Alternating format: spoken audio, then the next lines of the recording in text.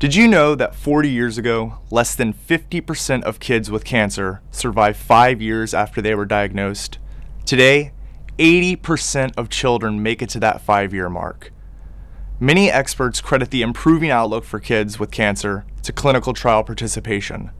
This is in stark comparison to the less than 30% 5-year survival rate for women with advanced stage ovarian cancer, a rate that has remained relatively unchanged for the last 40 years.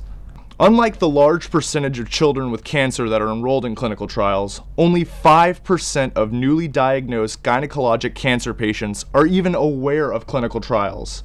Compare this to the 15% of breast cancer survivors that know about clinical trials. Can you imagine how advanced treatments would be if 50% of women diagnosed with ovarian cancer participated in a clinical trial?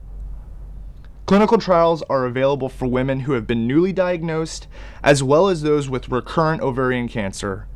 In fact, one group of physicians found that their ovarian cancer patients in clinical trials had better outcomes than their patients that had not participated.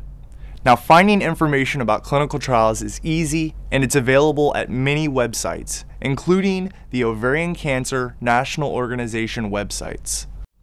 Starting a conversation with your doctor about clinical trials is simple. It only takes 6 words.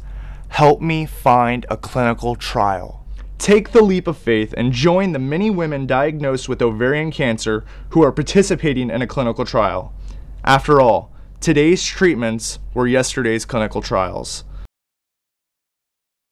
You might ask, why do I care about ovarian cancer?